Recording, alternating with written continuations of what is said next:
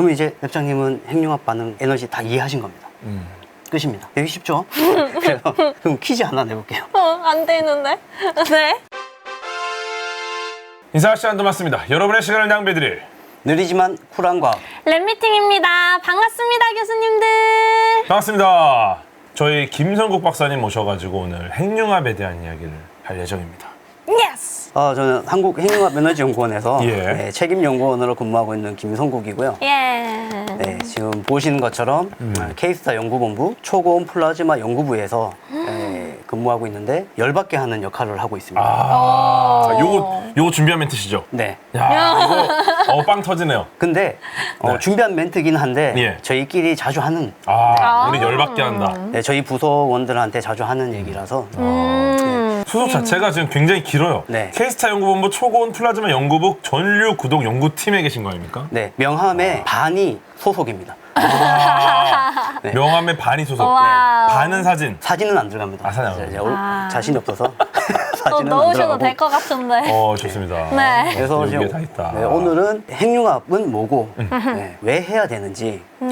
그리고 K스타는 뭔지 그리고 초고온이라고 하는데 도대체 몇 도가 돼야지 초고온인지 그리고 어떻게 초고온을 만드는지 어떻게 만드는지. 네, 요까지 주제로 랩미팅을 하려고 합니다. 좋습니다. 기대가 됩니다. 예, 가시죠. 랩장님 핵하면 혹시 생각나시는 이미지 있나요? 핵하면 핵. 좀 무섭습니다. 막 뭐가 윙 없나요? 붕붕. 그렇죠. 이러지. 제가 정말 그냥 물어봤는데 네. 100이면 100, 핵하면은 핵폭탄을 먼저 떠올리거든요. 핵하면은 이제 핵폭탄 같은 이제 네. 부정적인 이미지가 있어서 저희 연구원에서도 이 이미지를 바꾸려고 굉장히 많이 노력을 하고 있거든요. 네. 그래서 오늘은 이 얘기를 끝나고 나면 좀 좋은 이미지만 남도록 한번 노력해 보려고 어. 하고 있고요. 네, 그래서 가시죠. 오늘 목표는 이제 어렵고 복잡한 얘기 다 빼고 핵 재미있고 핵 중요한 얘기로만 와우. 좋습니다. 그래서 랩장님을 100% 이해시키는 게 오늘 저의 목표입니다. 아주 어려우실 겁니다. 좋습니다. 오. 그 핵융합 얘기하겠다고 했는데 갑자기 아이언맨이 왜 나왔냐 싶으실 텐데 그 일반인과 아이언맨의 차이 혹시 아시나요? 심장에 불빛이 나오잖아요. 네. 네. 저 옆에 이제 확대해 놓은 그림이 나오는데 저 가슴팍에 있는 저거를 이제 아크 리액터라고 하는 건데 그쵸. 아이언맨의 상징이죠. 예. 네. 이 아크 리액터가 핵융합로를 번떠서 만든 초소형 핵융합로입니다. 이것도 이것도 아이언맨에 나오는 영화 속에 나오는 장면인데요. 이제 토니가 소형 핵융합로 그 아크 리액터를 만들기 전에 예. 본인의 연구소에서 도면을 보는 장면이 있어요. 그 도면이 바로 저 장면인데 네. 저기 보면 아크 리액터 TFTR-1이라고 적혀있죠. 예. 저게 토카막 퓨전 테스트 리액터의 약자입니다. 실제로 TFTR이라는 토카막은 미국 프린스턴 대학에 존재했었고 그리고 실제로 운전하면서 많은 결과를 만들었던 핵융합로입니다. 그래서 저 네. 장면에 보면은 이제 시험을 하는 장면이 잠깐 나오거든요. 예. 네. 근데 그게 지금 실제로 핵융합로를 운전할 때 플라즈마가 켜지는 모습하고 굉장히 비슷하게 또 나오는 거거든요. 그래서 뭐 이쯤 되면은 아이언맨은 우연하게 이제 핵융합이랑 연결된 게 아니라 실제로 핵융합을 모티브로 해서 이제 에너지원을 만든 거다. 그렇죠. 네, 라고 예, 볼 수 있고 그렇죠. 단순히 그냥 베꼈다고 보기에는 너무 디테일하게 만들어졌어요. 네. 소형 축소판.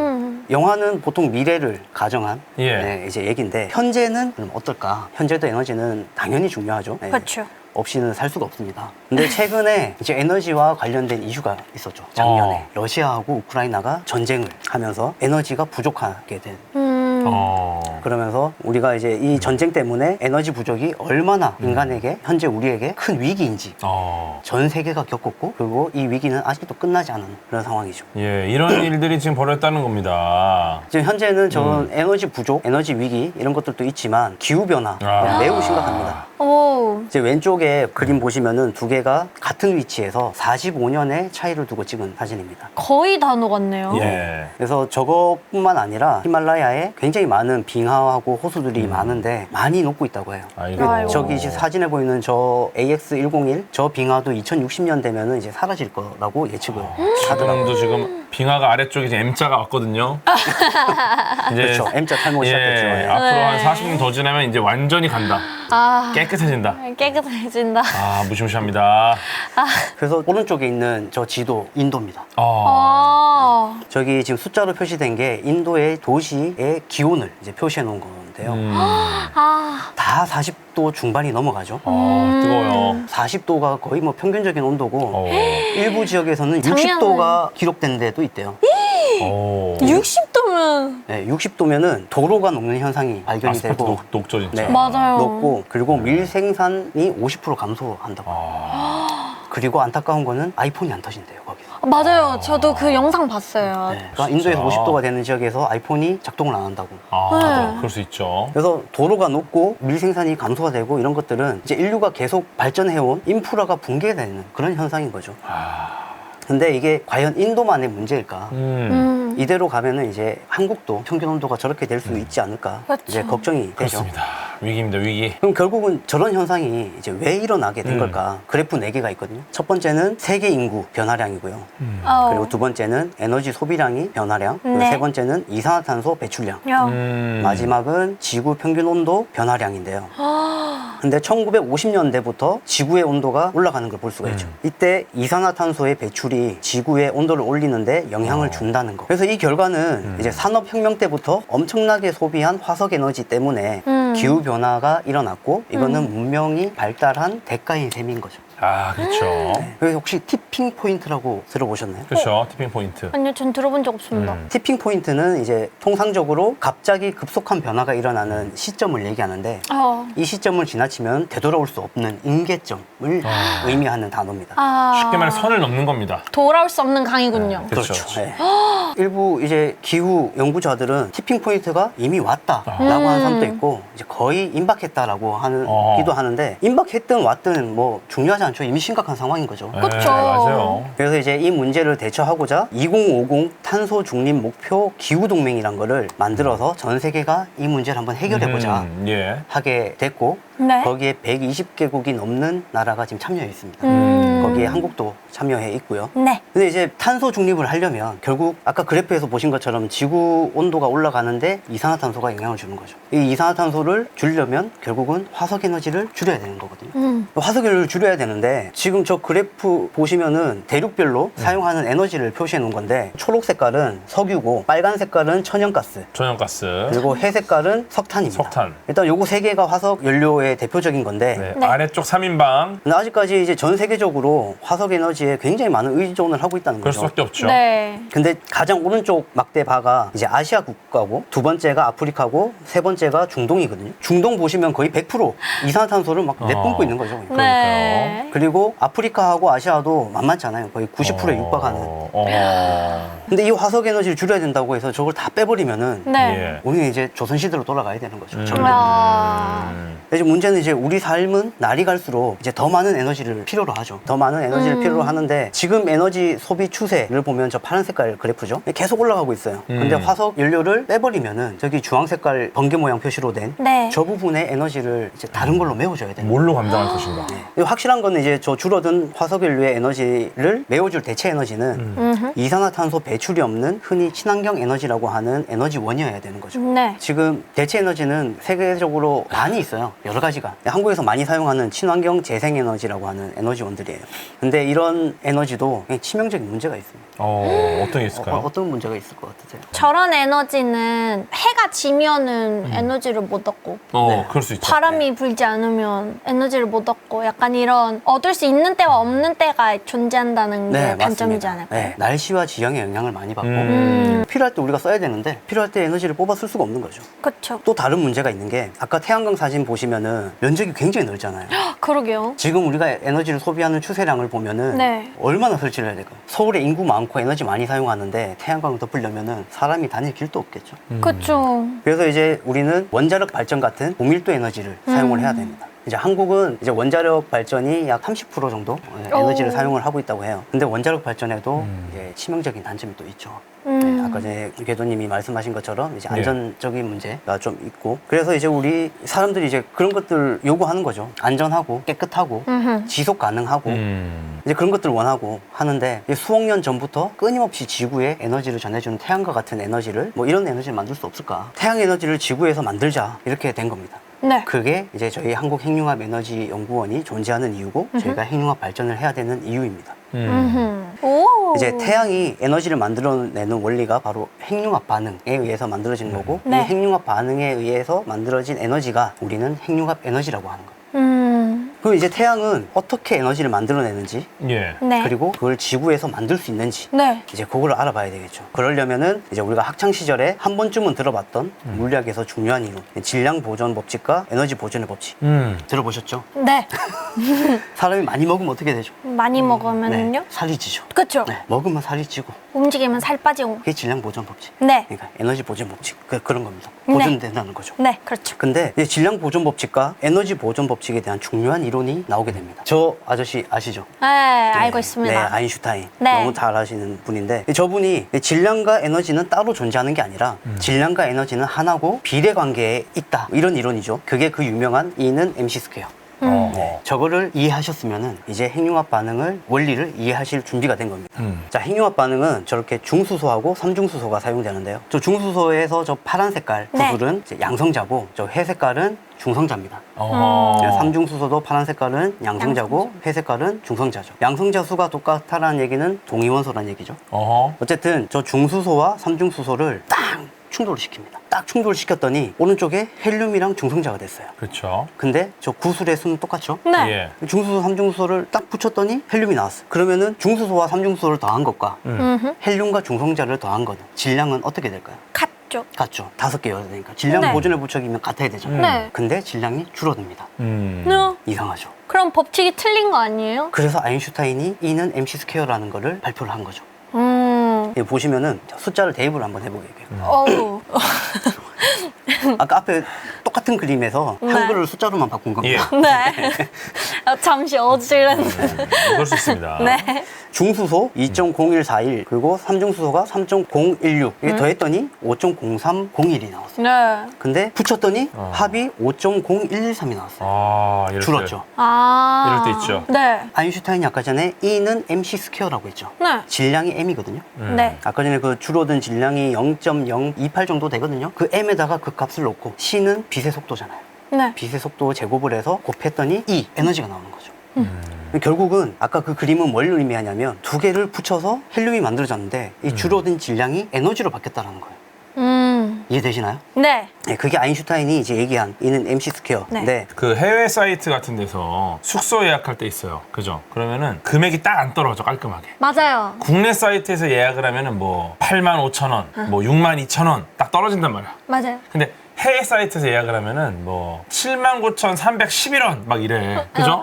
근데 요게 또 막 이렇게 하는데 분명히 내가 계산한 거는 79,311원이었어. 그런데 프로모션 코드를 입력했더니 갑자기 69,720원이 된 거야. 할인이 된 거죠. 그쵸. 이거 어디 간 거예요? 이게 에너지를 바뀌었다는 겁니다. 아셨어요? 잘 정리해 주셨는데 네. 그리고 줄어진 질량만큼 에너지로 변환된다. 이게 바로 핵융합 반응입니다. 그렇습니다. 네. 그럼 이제 랩장님은 핵융합 반응 에너지 다 이해하신 겁니다. 끝입니다. 되게 쉽죠? 그래서 그럼 퀴즈 하나 내볼게요. 안 되는데. 네. 자, 아까 전에 붙였더니 질량이 작아졌어요. 어. 네. 자, 근데 반대로 엄청 무거운 핵을 쪼개면 그러면 질량이 어떻게 될까요? 붙였더니 작아졌어요. 떼내면? 붙였더니 작아지면 왠지 떼면 더 커질 것 같은데. 아닌가요? 그렇죠. 그렇게 생각하실 수 있는데 무거운 원자 핵을 쪼개면은 질량이 줄어듭니다. 또. 우라늄이나 플루토늄 같은 그런 무거운 원자 핵은 또 중성자로 딱 때려서 쪼개지면은 네. 질량이 줄어들어요. 이거는 핵 분열 반응이라고 합니다. 아까 전에 붙였더니 줄어들어. 질량이 줄어들어서 이게 에너지로 바뀌면은 핵 융합 에너지. 네. 무거운 걸 쪼개서 질량이 줄어든 게 에너지로 바뀌었으면은 핵 분열 에너지. 아. 이 핵 분열 에너지가 원자력 발전 만들어내는 에너지. 이해되시나요? 네, 딱 하고 있는 것 같습니다. 그냥 좀 어려우시면 이렇게 생각하시면 될 것 같아요. 우리가 뭘 하든 세금을 떼어. 아, 우리가 붙여도 떼어가. 아, 떨어져도 떼어가. 네. 뭘 하든 세금을 떼어. 그 세금만큼 떼어가는 거야, 무조건. 그 세금이 에너지군요. 그렇죠. 핵 융합이든 핵 분열이든 핵과 관련돼 있다라는 면에서는 이제 비슷한데 네. 이제 붙였다 떼어낸다는 면에서는 반대죠. 어. 근데 이 핵 반응이 일어나는 조건과 환경은 또 매우 다릅니다. 핵 융합이 핵 분열에 비해서 훨씬 환경을 만들기 어렵거든요. 예. 네. 그러면 이제 그렇게 물어볼 수 있겠죠. 지금 우리 원자력 에너지, 핵분열 에너지 잘 만들어서 쓰고 있는데 왜 그 어렵게 그 핵분열 하려고 하냐 생각할 수 있겠죠. 여러 가지 이유가 있는데 첫 번째는 안전 그리고 두 번째는 효율입니다. 오. 아까 전에 원자력 발전에서 쓰는 자원은 연료는 이제 우라늄을 쓰는데 네. 우라늄 1kg으로는 200억 킬로칼로리 정도의 에너지를 만들 수 있습니다. 네. 200억 킬로칼로리. 네. 근데 핵융합에 쓰이는 연료 수소 1kg으로는 1,500억 킬로칼로리입니다. 약 7배 정도의 효율이 높습니다. 그쵸. 네, 그래서 우리는 핵융합 에너지를 만들려고 하는 거죠. 그 외에도 다른 이유가 뒤에도 계속 나오는데 네. 어쨌든 그렇다는 거고. 그래서 조금 핵융합이랑 핵분열 이해가 안 되시는 것 같아서 영상을 한번 오. 보도록 하겠습니다.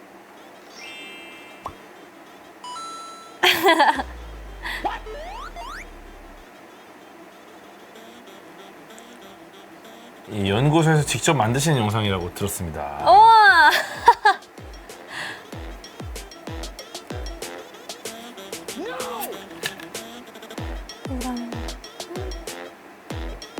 이게 핵분열.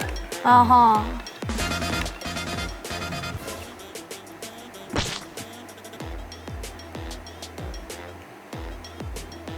음흠.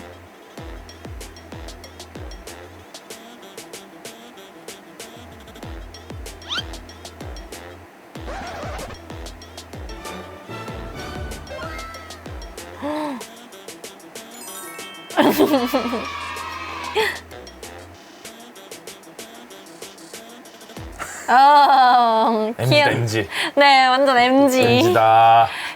이제 좀 이해되시나요? 네. 그래서 이제 태양의 에너지가 좋은 건 알겠고 음흠. 그 태양의 에너지를 어떻게 만들어내는지 원리도 이제 우리는 알고 있습니다. 네. 그러면 이제 지구에서 태양과 같이 핵융합 반응을 일으켜서 에너지를 만들어낼 수 있을까 하는 예. 이제 현실적인 문제에 이제 직면하게 되죠. 그쵸. 근데 가장 좋은 거는 이제 태양과 같은 환경을 지구에 똑같이 만들면 제일 좋은 건데 네. 크기도 다르고 밀도도 다르고 온도도 다르고 이걸 똑같이 만들 수는 없죠. 예. 그래서 지구에는 가능할까? 이제 이런 고민을 하게 된 건데 음흠. 그 일부 연구자들은 이제 좀 회의적이기도 했지만 일부 연구자들은 이제 가능할 것 같다. 그래서 이제 한번 만들어 보자 이렇게 네. 하게 된 거죠. 그래서 그렇게 이제 지구 위의 태양, 인공 태양을 만들기 시작했습니다. 네. 지금 안고 계시는 이제 저희의 마스코트 억돌인데 억돌이. 지구 위의 태양을 만들어 놓은 겁니다. 네. 그래서 통상적으로는 이제 이런 핵융합 반응을 일으키기 위한 핵융합로를 이제 네. 토카막이라고 합니다. 근데 형태에 따라 이름이 다르기도 한데 저는 오늘 그냥 이해하기 쉽게 인공 태양이라고 그냥 하도록 하겠습니다. 네. 근데 아까 전에 뭐 지구 위의 태양 만들 수 있을 것 같아라고 했던 연구자들이 그냥 되는 건 아니고 되는데 단 조건 3가지를 만족해야 된다. 오. 네, 3가지 조건을 제시를 했습니다. 네. 그 첫 번째가 연료입니다. 우리나라는 핵융합 발전을 꼭 해야 되는 이유가 있습니다. 왠가요? 그 제가 물어보려고 하는데요.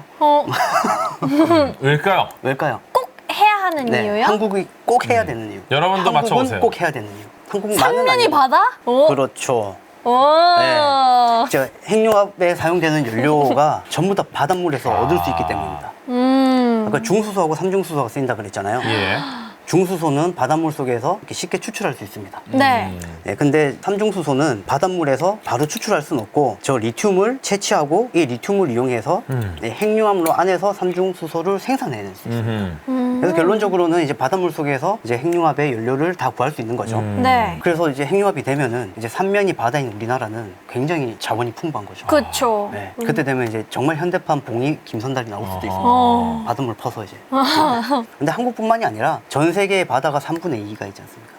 그래서 이제 세계적으로 봐도 자원의 쏠림 현상을 어느 정도 해소할 수 있다라는 그런 게 있을 수 있고요. 근데 이제 바닷물에서 연료를 구할 수 있다고 했는데 양이 또 중요하지 않습니까? 예. 네. 그 아까 전에 바닷물 1리터에서 중수소를 추출할 때 예. 0.03g이 나옵니다. 바닷물 1리터에서 0.03g. 그러면 중수소 1g을 만들려면 한 40리터의 바닷물이 필요하거든요. 네. 바닷물 40리터하고 우리 노트북의 리튬 배터리 하나 그 정도를 가지고 핵융합 반응을 하면은 얼마만큼 에너지가 만들어질 것 같으세요? 석탄이나 석유에 비유를 하면? 되게 조금밖에 안 만들어질 것 같은데요? 1g이잖아요. 중수소 1g. 요만큼이랑 1g과 노트북. 배터리 하나. 석탄 40톤의 에너지가 나옵니다. 석탄 40톤. 편하죠. 석유 8톤에 맞먹는 에너지가 나옵니다. 그러니까 이걸 좀 환산을 하면은 약 30만 킬로와트시 그러니까 조금 차이는 있겠지만 우리나라 4인 가족이 약 60년 정도 사용할 수 있는 전기 에너지 60년. 와. 만들 수 있습니다. 대단합니다. 근데 바닷물 속에 2,300억 톤 정도의 리튬이 매장되어 있다고 좀 알려져 있고, 지금 이 정도의 바닷물이면은 1,500만 년 동안 이제 핵융합 연료로 사용할 수 있는 양이 있는 거죠. 그냥 사실 무한대로 있다는 거죠. 이게 이제 첫 번째 조건입니다. 근데 네. 첫 번째 조건은 만족을 하죠. 연료가 풍부하죠. 좋습니다. 자, 그래서 이제 두 번째 환경입니다. 네. 이 두 번째 환경이 굉장히 중요한 조건입니다. 네. 최근 과학 관련 뉴스를 좀 보셨다면 핵융합 관련 뉴스에서 온도 얘기를 한 번쯤 들어보셨을 거예요, 아마. 근데 2018년에 한국이 세계 최초로 플라즈마 1억도 달성을 했습니다. 세계 최초로. 그리고 2020년에 플라즈마 1억도에서 20초를 유지하면서 또 한국이 가지고 있는 기록을 또 갈아치웠습니다.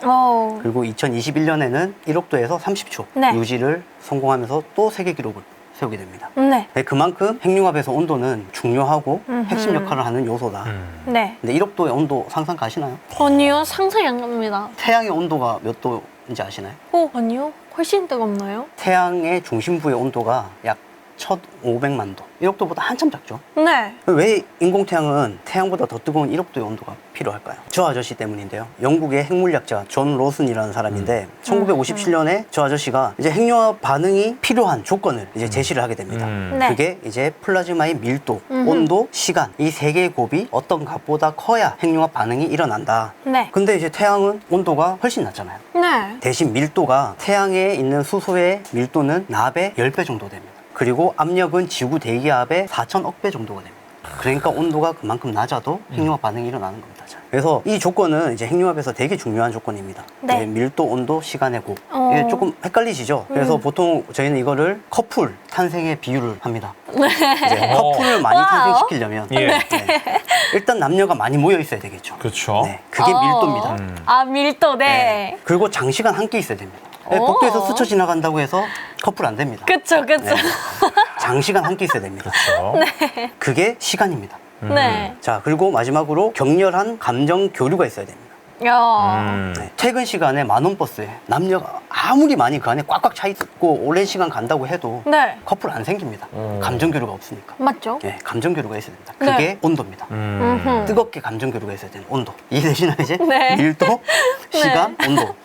기억하실 수 있겠죠, 이제? 네. 네. 그래도 이제 이 로선 조건에 온도가 왜 포함돼야 되냐? 온도라는 물리량이 포함돼야 되는 이유도 모르겠고, 그래도 아직까지 1억도가 왜 필요한지 모르겠다라고 생각할 수 있죠. 그래서 이제 중수소하고 아까 삼중수소가 충돌해서 헬륨으로 바뀌어야 되는데, 근데 아까 전에 저 파란 색깔 구슬이 양성자라고 했죠. 둘 다 플러스 극성을 가지고 있는 녀석들. 얘 둘이 충돌을 해야 되는데 같은 극성이니까 서로 밀어냅니다. 전자기력 때문에. 근데 이 전자기력을 뚫고 가야 되는데 저 오르막 꼭지점 네. 저만큼 올라가면은 이제 서로 당기는 핵력이 작용을 하거든요. 전자기력을 상쇄시킬 만한 힘, 핵력이 작용하는데 저만큼 올라가지는 못하는 겁니다. 저만큼 올려야 되는 게 온도가, 그만큼의 운동량을 줄 온도가 필요한 건데 네. 이 계산을 해보면 30억도가 필요해요. 근데 우리 아까 전에 1억도를 만든다 그랬잖아요. 1억도에서는 어떻게 되냐? 다행히도 안델과학에서도 여러 번 다뤘던 예. 양자역학의 터널 효과라는 게 있습니다. 이 터널 효과 때문에 30억도까지 가지 않아도 1억도에서 핵융합 반응이 종종 일어나는 겁니다. 오. 그래서 이것도 조금 이해하기 쉽게 골프에 종종 비유를 합니다. 저희 편의상 이게 언덕처럼 나지막한 언덕처럼 이렇게 표현을 해놨는데 네. 실제로 이걸 표현하기, 핵융합 반응에 비유하기 위해서는 산 정상 정도의 높이라고 생각하시면 됩니다. 네. 저 골퍼가 공을 쳐서 산 정상까지 올려야 되는 그 힘이 이제 30억도라는 얘기입니다. 근데 1억도면은 올라가다가 다시 계속 내려오겠죠? 네. 못 넘어. 못 넘어갑니다. 예. 근데 저 산에 누가 사는지 아세요? 누가 양자역학이라는 두더지가 살고 있어요. 아. 그 두더지가 저 산 중앙에 이렇게 홀을 뚫었네요. 구멍을 이렇게 뚫어놨는데 골퍼가 1억도의 힘으로만 공을 쳐 올렸는데 홀에 똥 들어갔어요. 오. 원래는 굴러 내려와야 되는데. 그쵸. 그 양자역학이라는 두더지가? 그 터널링 효과를 만들었기 때문에 반응이 일어나는 거예요. 이제 1억도 왜 필요한지 알겠시겠죠? 이제 전자기력을 이기고 충돌해야 되니까. 네. 1억도만큼의 에너지가 필요한데 양자역학의 터널링 때문에 30억까지는 필요하지 않다. 여기서 이제 사람들이 꼭 나오는 질문이 또 있습니다. 그래서 궁금한 거 보세요. 뭘 궁금해해야 하는지 모르겠습니다. 1억도 어떻게 만드실 수 있을 것 같아요? 궁금한 게 많죠? 1억도 이제 점점 만들어야 되잖아요. 올라가야죠. 네. 우선 K스타에서는 저희 한국에 있는 이게 인공태양에서는 1억도를 만들기 위해서 총 3가지 방법을 사용합니다. 인사할 시간도 맞습니다. 여러분의 시간을 낭비해드릴 느리지만 쿨한 과학. 랩미팅이었습니다. 감사합니다, 교수님들. 감사합니다.